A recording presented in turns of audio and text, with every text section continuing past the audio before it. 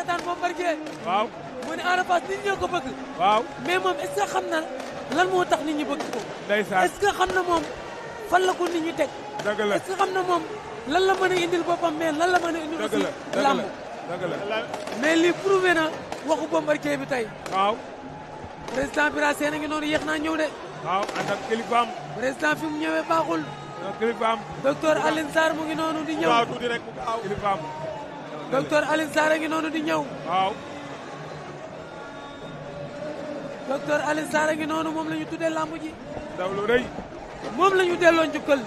Lamine kii der Balla lii mooy delloo njukkal. kii moo indi woon réforme ci lamb ji kii mooy ki nga xamante ni réforme 94 moom la ñu ko dénkoon par le biais de ministre Ousmane Paye moom mooy docteur Alioune Sarr. moo assainir lamb dëgg kii la moo àndoon ak équipe bi nga xamante ni ñëpp ay cadre lañ dëgg la ay administrateur civil dëgg la ay docteur hors classe ay professeur ay inspecteur des douanes indi leen ni leen lamb dafa soxla ay cadre dama bëgg ngeen ñëw defar lamb kii moom moo rénové lamb moo fi jële xeex moo fi jële bëre ba pare te kenn fayu ko moo fi jële amateur kuy gedd ci lamb moo fi jële sàqi moom moo fi jële léegi loo xamante ni luy ñaawal lamb la kii moom moo jëlee mbër bëre ba pare te kenn du ko fay di ko jox ay bon kon ñëwam bii mu ñëw fii tey du hasard ñu koy remercier di remercier président Bira Sène jërëjëf loolu am na solo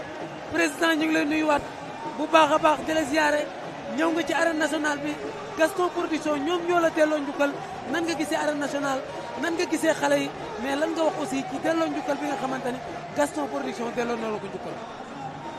asalaamaaleykum ñi ñuy seetaan ak ñi ma fekk ci plateau bi di wax alhamdulilah ala kulli haal bés bi réy na ci man pour plusieurs raisons doomi Gaston Mbengue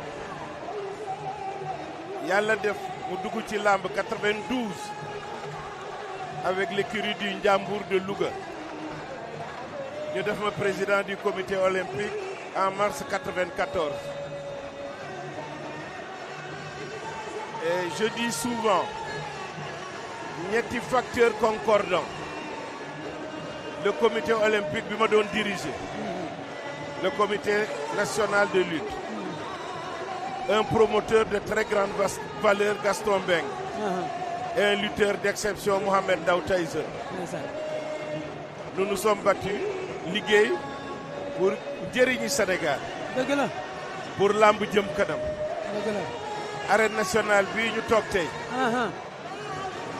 du président Abdou Diouf à sa réalisation avec le président Macky Sall à chaque réunion je disais que ñetti doléance la ñu am première bi arène nationale la deuxième bi arène nationale la troisième bi arène nationale la yàlla def avec l'architecte Abou Émile Diouf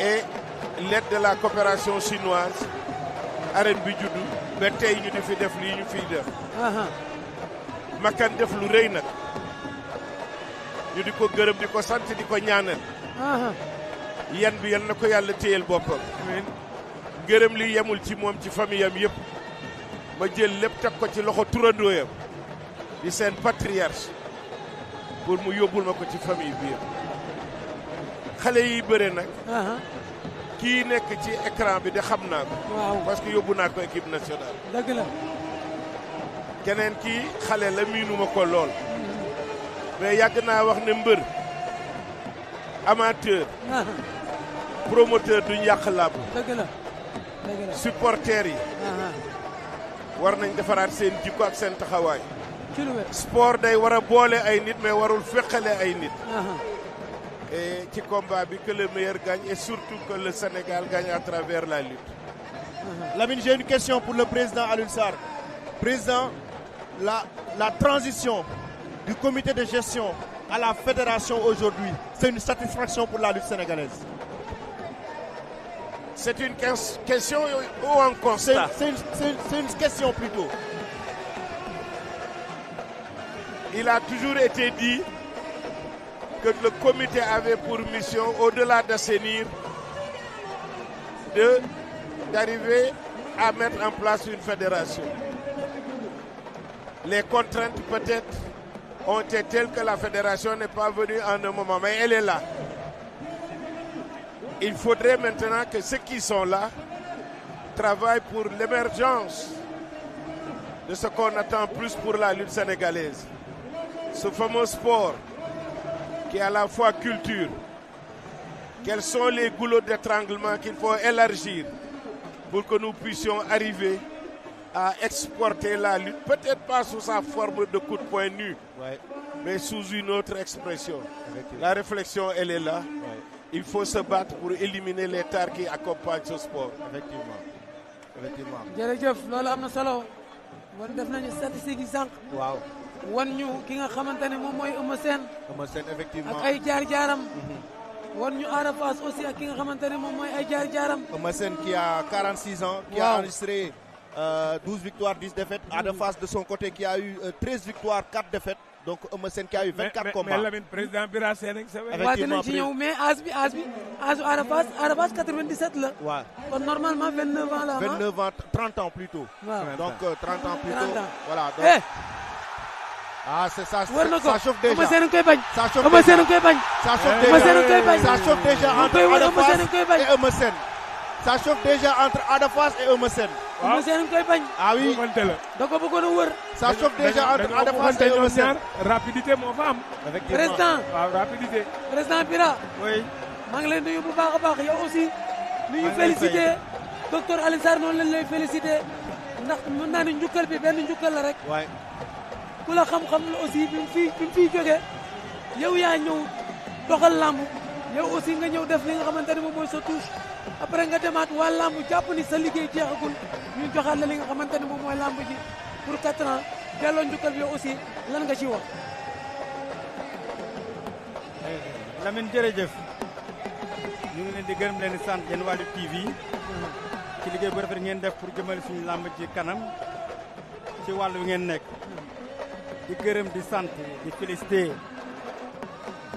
Alioune Sarr ancien président du CNG du Sénégal pendant 26 ans. macha allah. di gërëmaat di santaat également promoteur du jour Makan Mbeng di gërëm ak làmb yëpp. transition am na. jóge nañ CNG dem fédération. li ñu cherché. et yàlla dogal na ko tey ñu ngi ciy wéy depuis bientôt 4 mois. li ñu mën a def rek mooy ñaan ak làmb ñun ñëpp dañu war a def benn équipe. seet lu ñu defee ba la lutte sénégalaise soit plus rayonnante qu'auparavant. mais war ñoo liggéey pour rek ñu nekk fi ñu newoon. rendre professionnel également la lutte sénégalaise. mieux l'internationaliser on l'a vu il y a quelques semaines. mais lamb ji tey ñaari adversaires yi muy Eumeu Sène ak Ada Fass dafa nekk combat boo xam ne xam naa ko ci jum. léegi président tegal sa baaraam foofu. oui ñu seetaan combat bi bu ko defee ñu eggali grand combat. arbitre bi mi nga wax ak ñoom Al Amin. waaw li lamb bañ ak li mu nangu. waaw arbitre bu mag moo koy arbitré muy Sitor. mu ngi laaj ay jugeam ba xam pare nañu. laaj na Ada Fass sifflé na 19 heures.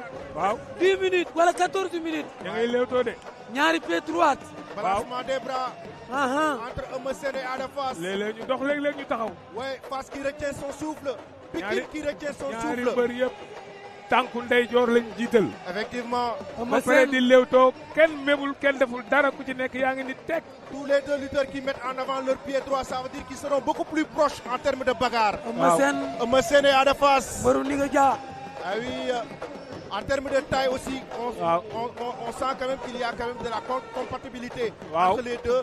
On sent que Eumeu Sène n'est pas plus élancé que Ada n'est pas aussi trop élancé que Eumeu Sène. combat naxante lay doon. combat naxante lay doon. kenn ku ci nekk am na loo xam ni Eumeu Sène moo féete seen droite ak loo warta nangu. moo ngi fi gëjoon le 3 août 2025. digganteem ak ki nga xamante ni moom mooy Émile François Gomis jële ci défaite. moom Ada Fass mu ngi fi gëjoon le 19 juillet 2025 digganteem ak ki nga xamante ne moom mooy Liss Ndiago daan ko ci jël bu gaaw.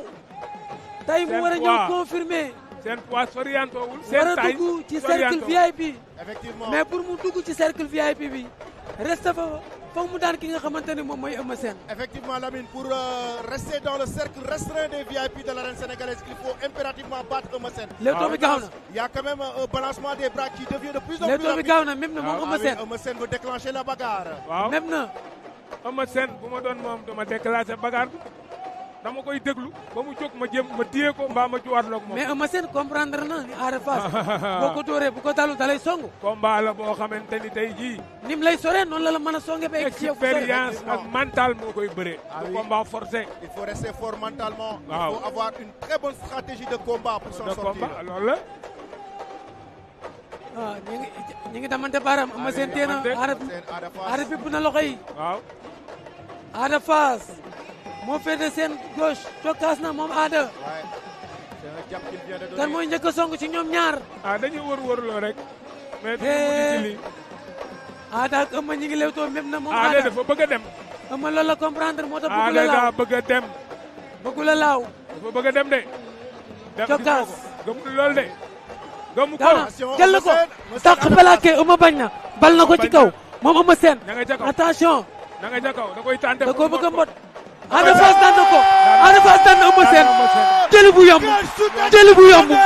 Ada Fass daan na ko. jëli bu yomb. jëli bu yomb. yomb na jëli bu yomb. yomb na. daan na ko. da koo sañaxal. Lamine, c'est incroyable. Eumeu Sène.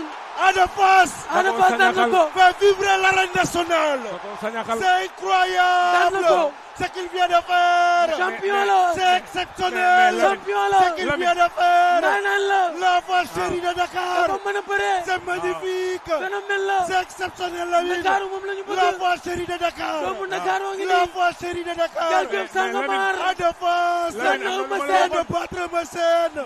De la plus à Eumeu Sène. Ada Fass Champion vient de la. prouver qu'il est un grand champion de la Jaajëf Sénégalaise. Sangomar. Jaajëf Sangomar. borom Ndakaaru. C'est exceptionnel ce qu'il borom fait. Cap-Vert. Il a drainé une foule immense. borom Pikine ndax Et Pikine il la vient juddoo. de remporter ce combat. daan na ko Il facilement. vient de prouver que c'est un technicien. daan na ko sans Mani. problème. Un combat technique waxoon pour naa la Ada ni la Fass. combat bi Eumeu Sène bu mu ko bëree ci kaw. Ah oui, ma waxaat la ni la bu mu nangu mbootante. Ada ma Fass, ni la bu bëggee bëree làmb ji na téye ba mu dëgër mu jéem a bëri. mais l'enfant bu chéri yeggee de ci yoon Dakar. daan na ko. daan na ko jël jël bu rëy a rëy. yomb. Une chute exceptionnelle. waaye lii nag day wane daan na ko ni jël bu yomb. day wane ni âge moo commencé feeñ. daan na ko facilement. loolu lay wane. waaw Facilement. âge moo commencé feeñ. tegal sa baaraam foofu. docteur Alioune Sarr. waaw moom docteur la. waaw. moom moo ni woon mbëri à partir de 45 ans dañu war a bàyyi li nga xamante ne moom mooy waxoon am de. sport. te mu ngi commencé feeñ. ma déggoon ci dubalees mu ne xale bu ciy bëreeg mag bu amee fulla da nga koy daan. boobu mu joxe exemple ci Balla Gaye numéro 2 joxe exemple ci Lac de Guiers numéro 2 mu ne buñ fekkee Yékini ci làmb ji buñ amee fulla dañ koy daan te ñoom ñaar kese ñoo ko daan mu bàyyi làmb. docteur a ngi nii moo waxoon 45 ans. ma bàyyi la nga waxtaan ak moom. Docteur, l'âge, est-ce que l'âge a compté dans ce combat? da koo caxabal ca da suuf. koo caxabal. da koo caxabal. loolu la daane woon. docteur. C'est le docteur qui parle. waaw. Médecin du sport qui parle. qui a accompagné les équipes nationales du Sénégal Oui, de 76 Oh. à 81. oui. J'ai toujours dit, en matière de sport et de combat individuel, l'âge est le premier facteur déterminant. Quand deux lutteurs font le même entraînement, le plus jeune a 9 chances sur 10 d'être le meilleur. Et c'est ce qui a été vu aujourd'hui. Oui. Ça veut dire qu'aujourd'hui, l'âge a beaucoup joué dans ce combat. ah si. Malgré l'hygiène de vie de Eumeu Sène. Toute préparation par ailleurs égale. Oui. L'âge est le facteur le plus déterminant. dafa am lu feeñ dafa am lu feeñ ci taxante bi. maa Abdou xaw ma am nga image bi.